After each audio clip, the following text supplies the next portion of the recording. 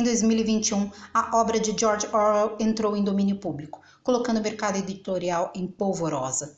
Leitores ávidos como eu ainda agradecem, afinal, tiveram a oportunidade de comprar a preços módicos muitos livros de Orwell para rasgar a superfície da distopia que o fez mundialmente famoso, para aprofundar-se em outros temas que despertaram o interesse dele e que foram objeto de ensaios, reportagens e obras literárias. Instigada por esta perspectiva, decidi ler mais coisas de George Orwell. O primeiro fruto dessa iniciativa tem registro aqui no canal, um vídeo da cômica experiência de leitura para além do Orwell político com o livro Um Pouco de Ar, por Favor, onde conheci George Bowling, um gordinho careca casado com uma difícil senhora e pai de 2 filhos, que um dia decide buscar alívio para sua rotina de mesmice numa volta ao passado que só o fará meter-se em confusão e que serve para mostrar ao leitor que certas coisas só ficam mesmo vivas na lembrança. O mundo se transforma cada vez mais depressa e fugir para o acalanto do passado já não é mais possível. Foi muito interessante e divertido descobrir este olhar de Orwell para o homem inglês comum e vê-lo explorar um dilema tão caro a tantas pessoas. A vida passou, e o que foi que eu fiz dela, afinal? Célebre por sua ficção inspirada pela ascensão do totalitarismo na primeira metade do século XX, foi com outra grata surpresa que saltei do gordinho Bowling para ter contato com uma amostra da rica produção de George Orwell enquanto ensaísta e jornalista. Grifo na grata surpresa. Dentro da Baleia e Outros Ensaios, publicado no Brasil pela editora Príncipes, reúne um pequeno tesouro na forma de textos escritos entre 1936 e 1948, abordando temas como política, literatura, cultura e sociedade, que permitem ver um Orwell para além das suas críticas às ditaduras de sua época.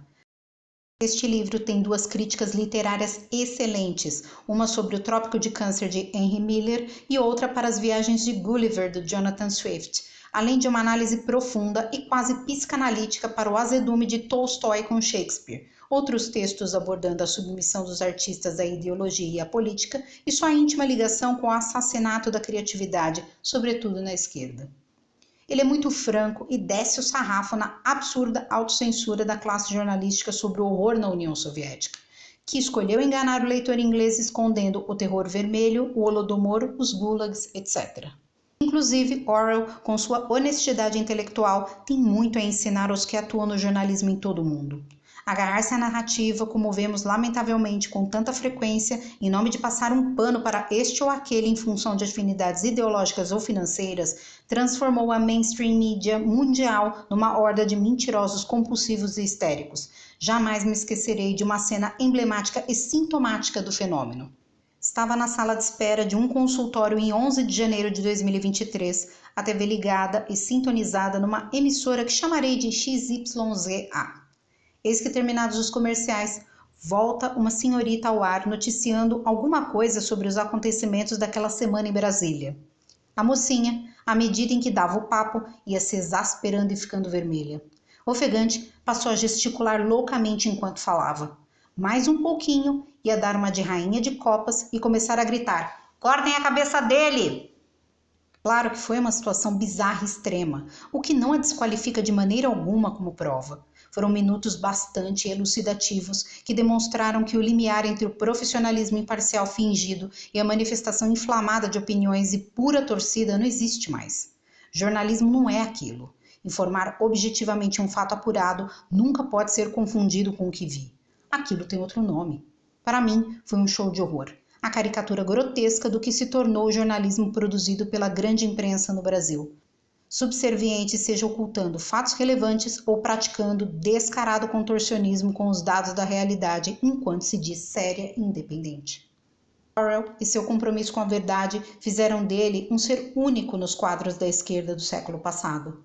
Curioso e notável querer com tanta energia preservar esse indivíduo em meio a uma ideologia que tudo coletiviza, principalmente o pensamento. Enquanto gente como Jean-Paul Sartre compactuava com os crimes do socialismo soviético, Orwell dizia o que estava acontecendo para fazer sua crítica. Ele começou sua vida intelectual se definindo como um anarquista Tory, depois passou a defender o que chamava de socialismo democrático. No trecho a seguir, explica por que ficou mais propenso a esta corrente político-ideológica. Abre aspas. Tornei-me pró-socialista mais por desgosto com a maneira como os setores mais pobres dos trabalhadores industriais eram oprimidos e negligenciados do que devido a qualquer admiração teórica por uma sociedade planificada. Fecha aspas. Fiquei especialmente interessada nessa frase dele porque é fruto da experiência concreta, do desejo de conhecer, sem intermediários, sem intelectuais ou ideólogos, o que é ser pobre, seguido do relato objetivo sem romantização, muito menos truques retóricos para fins políticos.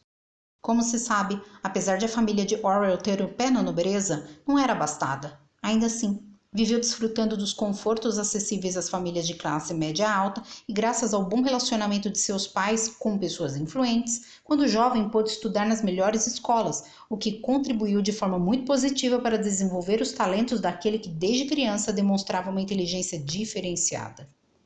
Jeffrey Meyer, um de seus biógrafos, conta que numa entrevista com Adrian Fierce, filho de Mabel Robinson Fierce, a gaúcha que foi amante, mecenas, conselheira e até agente literário informal de Orwell, o jovem lhe disse que George misturava-se aos pobres de Londres e Paris. Chegou a ser preso. Ele conta que Orwell queria vivenciar a vida dos proletários e dos homens que viviam nas ruas. Por quê? Para escrever a respeito, acreditava que era preciso vivenciar o que sofriam. De volta à baleia, em outro artigo, conhecemos a rotina de um mineiro de carvão, aquele homem invisível que fornecia a energia que movia o mundo na época, partindo de uma experiência direta do próprio Orwell, entre outros pequenos diamantes. Há um texto incômodo e irônico sobre a degradação do idioma inglês, onde ele destaca o que rapapés, gerundismos, voz passiva na hora errada, expressões de outros idiomas, ditados em desuso, entre outras vira-latices linguísticas, estavam fazendo com a língua inglesa. Alguns exemplos apresentados eram dignos de Paulo Freire. Ali você consegue ver que se um idioma corretamente falado e comumente compreendido vai sendo deformado, na esteira, a capacidade de comunicação, compreensão e até de pensamento das pessoas se compromete, ao ponto de a própria inteligência pagar um preço por isso. Antes de encerrar, quero comentar um ensaio que dá título à coletânea e que abre a publicação. Composto de 3 partes, Dentro da Baleia trata na parte 1 do livro Trópico de Câncer, do americano Henry Miller. Publicado em 1935, é um romance em primeira pessoa que traz a vida do autor na Paris do início dos anos 1930.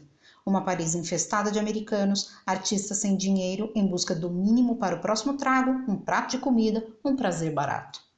Recorda que quando foi publicado, Mussolini e Hitler já tinham mostrado suas garrinhas. Logo, era esperado e natural que um autor decidisse escrever algo mais sério. Mas Orwell o considera admirável e explica em detalhes. É fascinante. Na parte 2, aborda a popularidade de certos autores e como era o referencial geralmente aceito para bons escritores ao leitor inglês entre os anos 1880 e 1920 versus a safra que veio após o fim da Primeira Guerra Mundial, desprezada pela crítica especializada e admirada por quem os lia. Vai associando uma série de pontos com elementos políticos e sociais da época até voltar a Henry Miller na parte 3, partindo da afirmação que, aspas, bons romances não são escritos por farejadores de ortodoxia, nem por pessoas cuja consciência pesa por causa de sua heterodoxia. Bons romances são escritos por pessoas que não estão amedrontadas. Bem, você deve estar se perguntando o que tudo isso tem a ver com o título do ensaio. Eu vou explicar. Advém de uma referência a outro texto de Miller sobre os diários da escritora francesa Anais Nin, onde compara a introvertida autora com o profeta bíblico Jonas, aquele que fica 3 dias preso na barriga de uma baleia. É oportuno destacar que Jonas passa por isso porque recebeu uma missão de Deus, mas por um misto de covardia e inapetência quis fugir dela. Segundo Miller, é como se Nin estivesse numa prisão visceral que, para muitas pessoas, ignorando o alívio que Jonas sentiu ao escapar, é a representação ideal da fuga da realidade. Orwell viu ainda mais. Para ele, quando Miller fala dos outros, também fala de si. Afinal, o que não é o Trópico de Câncer? A Europa sendo tragada pelo totalitarismo enquanto escolho ver e ignorar tudo a respeito. É um texto magnífico, estupendo, impecável. Ao que parece, Orwell e Miller admiravam-se mutuamente. Numa carta de 1936, o escritor americano escreve que, na pior em Paris e Londres, é quase fantástico, tão inacreditavelmente real.